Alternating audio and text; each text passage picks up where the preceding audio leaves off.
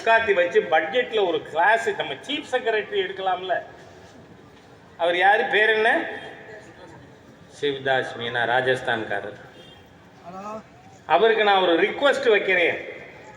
மரியாதைக்குரிய chief secretary அவர்களே, இந்த முதலமைச்சரை கூப்பிட்டு, சென்னை தமிழ்நாட்டில் தான் இருக்கு, கிருஷ்ணகிரி தமிழ்நாட்டில் தான் இருக்கு, சேலம் தமிழ்நாட்டில் தான் இருக்கு, அதனால இனிமே உளறலை நிறுத்தி கொள்ளவும்னு கொஞ்சம் சொல்லி கொடுங்க ஐயா. அதே மாதிரி இது மத்திய அரசாங்கத்தின் பட்ஜெட். இதுல சிதம்பரம், ஐயோ, படித்தவன் பாட்டக்கு எடுத்த கதை எங்கள் கண்டனூர் சிதம்பரம்.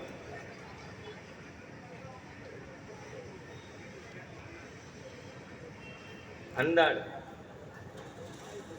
ஆமா, நீங்க பட்ஜெட் போட்டீங்கல்ல, சிதம்பரம் தானே படிச்சார். அப்ப தமிழ்நாடுன்னு இல்லைன்னு யாராவது பேசுனீங்களா? இன்னைக்கு எதெல்லாம் இல்லை, குஜராத் இல்லை, பட்ஜெட்டில் பேர் சொல்லல, குஜராத்துங்கிற பேரு சொல்ல. 26க்கு 25 சீட்டு கொடுத்த மாநிலம். கொடையாளர்கள் பிஜேபியை பொறுத்தவரை கண்டினியூஸா கொடுக்குறாங்க. ஒன்று 26 வச்சுக்கோம்பாங்க, இந்த தடவை ஒன்று தப்பிச்சு போச்சு. சரி, 29க்கு 29 சீட்டு கொடுத்துருக்காங்க பிஜேபிக்கு. மத்திய பிரதேசம், மத்திய பிரதேசம் பேர் இருக்கா பட்ஜெட்ல? இல்ல. ஆனா மத்திய பிரதேச ரயில் திட்டம் இருக்கா? இருக்கு. மத்திய பிரதேசத்துக்கு ரோடுவேஸ் கனெக்டிவிட்டி நேஷனல் ஹைவே இருக்கா? இருக்கு. குஜராத்துக்கு இருக்கு. போர்ட் டெவலப்மெண்ட் இருக்கு. ஆனா பேர் இல்லை. மகாராஷ்டிரா, இந்தியாவிலேயே எக்கனாமிக்கலி நம்பர் 1 ஸ்டேட் மகாராஷ்டிரா. பொருளாதார ரீதியாக முதல் வளர்ச்சி பெற்ற மாநிலம். இன்னைக்குன்னு இல்லை, இந்த திராவிடியன் ஸ்டாக் தமிழ்நாட்டில் வர்றதுக்கு முன்னாடியும் கூட, ஆட்சிக்கு 67க்கு முன்னாடி மகாராஷ்டிரா பொருளாதார நம்பர் 1. மகாராஷ்டிரா பேர் பட்ஜெட்டில் இருக்கா? சொல்லலையே. அதனால மகாராஷ்டிராக்காரங்க நம்ம மதுரையை சேர்ந்த வீர தமிழச்சி நிர்மலா சீதாராமன் மகாராஷ்டிரா பேரை சொல்ல விட்டுட்டாங்கன்னு சொன்னாங்களா? என்ன பித்தலாட்டம்? Is it not a fraud against the people of Tamil Nadu? முதலமைச்சர் பதில் சொல்லணும், கடமைப்பட்டிருக்காரு. தமிழக மக்களுக்கு எதிராக பொய்யையும் புரட்டையும் பரப்பி கொண்டு மக்களுக்கு மிகப்பெரிய மோசடியை செய்து கொண்டிருப்பவர் தமிழக முதலமைச்சர் மாண்புமிகு முதல்வர் ஸ்டாலின் சொல்லி நான் குற்றஞ்சாட்டுறேன். பேசலாமா? பொய் பேசினா என்னாகும்? வேதாளம் சேருமே, வெள்ளருக்கு பூக்குமே, பாதாள மூலி படருமே, மூதேவி சென்றிருந்து வாழ்வலே, சேடன் குடிபுகுமே, மன்றோரும் சொன்னார் மனை. மன்றத்தில் பொய் சொல்லக்கூடாது. மக்கள் மன்றத்தில் எவ்வளவு மோசமான ஒரு அரசாங்கம், எவ்வளவு மோசமான ஒருவர் தமிழகத்தின் முதலமைச்சராக இருக்கார்.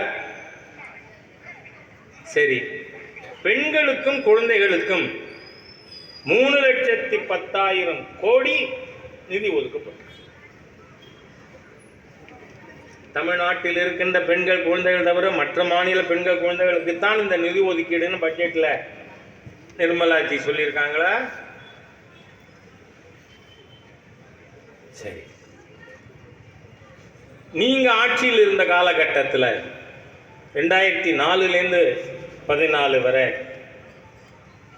1,00,000 கோடியை தாண்டி இருக்குமா உங்களோட கேபிட்டல் பட்ஜெட்? மூலதனத்துக்கான நிதி ஒதுக்கீடு இன்னைக்கு எவ்வளவு?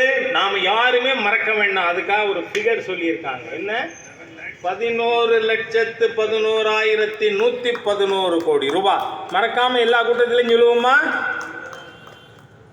மாண்புமிகு முதல்வர் ஸ்டாலினுக்கு ஞாபகம் இருக்காது, பாவம். எழுதி கொடுக்கறவரை 11,11,111 எழுதி கொடுத்தா தானே பேசுவார், பாவம். அவர் வெள்ளந்தியான ஆள், நல்லவர் தான். எழுதி கொடுக்கறவன் மோசமான. ஆனால் இந்த நாட்டினுடைய இதுவரை இல்லாத அளவிற்கு சிதம்பரம் போட்ட கடைசி பட்ஜெட் மொத்த பட்ஜெட்டே எவ்வளவு? 16 லட்சம் கோடி. 2013-14 கண்டனூர் சிதம்பரத்தினுடைய கடைசி பட்ஜெட். அவர் வாழ்க்கையில் அதுதான் கடைசி. இனிமேல்லாம் அவருக்கு எந்த வாய்ப்பு இல்லை. இனி அதெல்லாம் வாய்ப்பு இல்லை ராஜா அப்படின்னு நம்ம நண்பர் சீமான மாதிரி நம்ம சொல்லிட்டு போயிட்டே இருக்கலாம். வாய்ப்பு இல்லை ராஜா, பார்லிமெண்ட்டில் என்ன வேணால் கொஞ்சம் நாளைக்கு உளறின்றது அப்படின்னு. அதே மாதிரியாக கிராமப்புற விவசாயத்திற்கு 1,50,000 கோடி. உங்க மொத்த பட்ஜெட்டே 16 லட்சம் கோடி. இன்னைக்கு இன்ஃப்ராஸ்ட்ரக்சருக்கு உள்கட்டமைப்பு வசதிக்கு 11,11,111.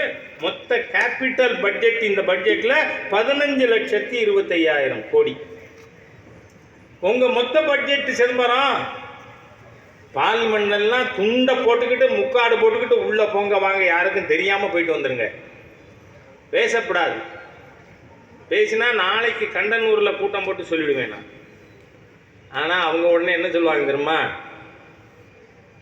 எதுக்காக ராஜா அதெல்லாம் பேசுறீங்க? இவர் ஊருக்கு வந்து நாங்க பார்த்து பல வருஷம் ஆச்சு. அவர் கண்டனூருக்கே வர்றது கிடையாது. என்ன வேணா டெல்லியில பேசிட்டு போகட்டும், we are least bothered. ஆகவே இந்த பட்ஜெட் எல்லா விதத்திலும் முதல் தரமான ஒரு பட்ஜெட். ஆனா அதை குறைத்து மதிப்பீடு செய்வதற்காக, மக்கள் மத்தியிலே வதந்தியை பொய்யை பரப்புவதற்காக தமிழ்நாடுங்கிற வார்த்தை இல்லை, சென்னைன்னு தானே இருக்கு. சென்னை தமிழ்நாட்டில் தானே இருக்கு. ஆகவே நண்பர்களே, இன்று இந்த மத்திய பட்ஜெட் இளைஞர்கள் மத்தியிலே வேலை வாய்ப்பை உருவாக்குவதற்கான பட்ஜெட். இந்த 5 ஆண்டுகளில் 1 கோடி இளைஞர்களுக்கு 500 மிகப்பெரிய கார்ப்பரேட் செக்டார்ல அவங்களுக்கு பயிற்சி. அந்த பயிற்சிக்கு மத்திய அரசாங்கம் எவ்வளவு கொடுக்குது? முதல் மாசம் 6,000 ரூபாய், அப்புறம் ஒவ்வொரு மாசமும் 5,000 ரூபாய் இன்டர்ன்ஷிப்புக்கு. பயிற்சி பெறுவது நம்ம இளைஞர்கள், வேலை கொடுக்கறது கார்ப்பரேட் செக்டார் 500 டாப் கம்பெனிஸ். ஆனால் அவங்களுக்கு இன்டர்ன்ஷிப் ஃபீஸ் யார் கொடுக்கறது? Central government. இது இளைஞர்களுக்கான, பெண்களுக்கான, ஏழை எளிய மக்களுக்கு, வீடு இல்லாதவனுக்கு. நீங்கள் பார்த்தீங்கன்னா பக்கத்து வீட்டில் குழந்தை பிறகு பக்கத்து வீட்டுக்காரருக்கு குழந்தை பிறந்தா நாம் என்ன பண்ணணும்? கௌரவமான மனுஷனாக இருந்தால் போகணும், வாழ்த்து சொல்லணும், வரணும், காப்பி கொடுத்தா சாப்பிட்டு வரணும். ஆனால் அந்த வீட்டு வாசல்ல நின்று நான் தான் காரணம், நான் தான் காரணம், நான் தான். என்னடா மானம் கிட்ட போறேன். தமிழ்நாடு சர்க்காரா இது? திராவிடியன் ஸ்டாக்கா? உங்க கட்சியில மானம் உள்ளவனே இருக்க மாட்டானா? திட்டத்துக்கு பேரு பிரதான் மந்திரி ஆவாஸ் யோஜனா. அது கிராமப்புறல இருந்தா பிரதான் மந்திரி கிராமீண ஆவாஸ் யோஜனா. ஆனா தமிழ்நாட்டில் என்ன பேர் வைக்கிறான் அதுக்கு? கருணாநிதி கிராமப்புற வீட்டு வசதி திட்டமா? பாவி, பெத்தது நானும், இனிஷியல் உனக்கா? யோசிச்சு பாருங்க, இது எவ்வளவு தூரம் மோசடி பேர் வழிகளுடைய ஆட்சி.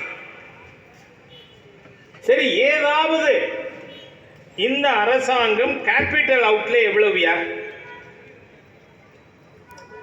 ரோடு மத்திய சர்க்கார், ரயில் மத்திய சர்க்கார், வீட்டு வசதி மத்திய சர்க்கார். உன் கான்ட்ரிபியூஷன் என்ன? மக்களை ஏமாத்துறதுக்கு மாசம் 1000 ரூபாய் அதானே? நீ ப்ரொடக்டிவ் எக்ஸ்பெண்டிச்சர், அதுக்கு பணம் வேணும்னு கேள்வி நியாயம். உங்கள் தோப்பனார் பேரில் பணம் கொடுக்கறதுக்கு சென்டர் கொடுக்கணும்னு நினச்சா அது தப்பு. ஏன்னா நான் தோப்பனார்னு சொன்னால் நம்ம நாளைக்கு குளத்தூருக்கு போனால் புரியுங்கிறதுக்காக சொல்கிறேன். பார்லிமெண்ட்டில் தயாநிதி மாறன நிதியமைச்சர்கிட்ட சொல்கிறார், உங்கள் தோப்பனார் பணமானு. இல்லை, உங்கள் தோப்பனார் தான் கேட்குறேன். என்ன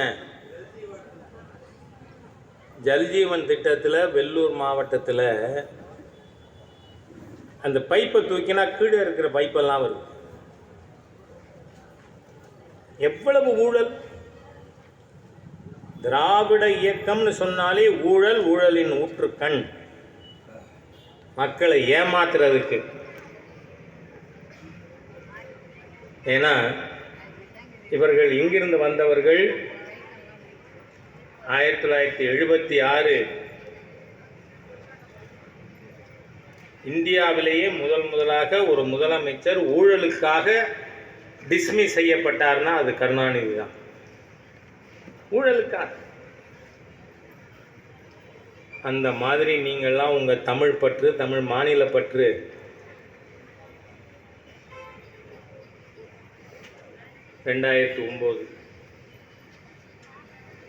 பூரா எவ்வளவு தூரம் நமக்கு விரோதிகள், தமிழ் இனத்திற்கு, தமிழ் மொழிக்கு, தமிழகத்திற்கு விரோதிகள், தீய சக்திகள் எப்படியெல்லாம் நம்மளை ஏமாற்றிக்கிட்டு இருக்காங்கிறதுக்கான உதாரணத்தை சொல்லிட்டு தான் நான் முடிக்கணும். இலங்கையில் முள்ளிவாய்க்காலில் முள்ளுவேலிக்குள் 3 லட்சம் தமிழர்கள் கொல்லப்படுகிறார்கள்.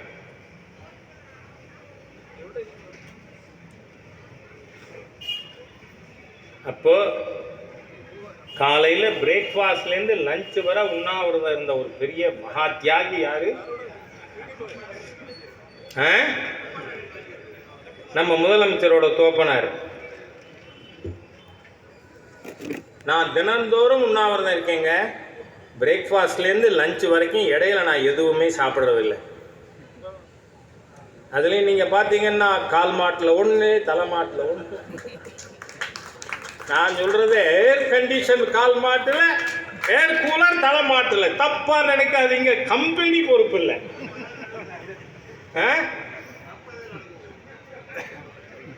கால் மாட்டில் ஒன்று, தலை மாட்டில் ஒன்று, ஏர் கூலர், ஏர் கண்டிஷனர். அதுக்குள்ள அங்க போர் நிறுத்தியாச்சுன்னு சொன்னது யாரு? கண்டனூர் சிதம்பரம். ஐயோ, இந்த கண்டனூர் சிதம்பரம் இந்த நாட்டுக்கு பண்ணி இருக்கிற அநீதி நீங்க பாத்தீங்கன்னா எனக்கு எப்பவுமே ரொம்ப தர்ம சங்கடம். இந்த ராஜாங்கிற பேரை வச்சுக்கிட்டு ஒருத்தன் 2Gல கொள்ளையடிச்சது கேட்ட சொல்றாங்க, இந்த ராஜான்னு ஊழல்வாதிங்கிறான். ஐயா, அது நான் இல்லை, அது ஏ ராசா, நான் ஹெச் ராஜா. இன்னொருத்தரோட டி ராஜா மக டுக்கடே டுக்கடே இந்தியா துண்டு துண்டா போயிடுமா அந்த புண்ணியவான். அவங்க ஆத்தா தான் இதில் வயநாட்டில் நின்று தோற்று போச்சு.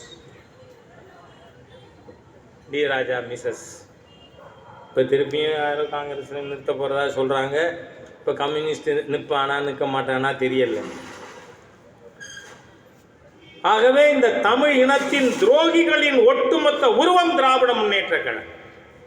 தமிழின துரோகிகள், விரோதிகள், தமிழுக்கு எதிரிகள், தமிழனுக்கு எதிரிகள், தமிழகத்திற்கு எதிரிகள். நீ தமிழன் முன்னேற்ற கழகம்னு வைக்கல இல்ல? ஏன் நீ அப்படி வச்சேன்னா அதுல இவே ராமசாமி நாயக்கருக்கு இடம் இருக்காது. அதனால அந்த ஆள் கெட்டிக்காரத்தனமா உன் கையை எடுத்து உங்கண்ண குத்துனானா? ஏன்னா அவர் கன்னட நாயக்கர், அவர் எப்படி தமிழ்னு சொல்ல முடியும்? அதனால திராவிட முன்னேற்ற கழகம்னு வச்சாங்க, தமிழர் முன்னேற்ற கழகம் வைக்கல. அந்த மாதிரி நீ தமிழன் தமிழ்னு சொல்றதுக்கே கூச்சப்பட்ட வார்த்தை தமிழ். ஆகவே நண்பர்களே, தமிழ் உணர்வு கொள்ளுங்கள். இந்த தமிழர் தமிழகம் விரோத திராவிட முன்னேற்ற கழகத்தை வீட்டுக்கு அனுப்ப வாருங்கள் என்று கேட்டுக்கொண்டு வார்த்தைக்கு நிறைவு செய்கிறேன்.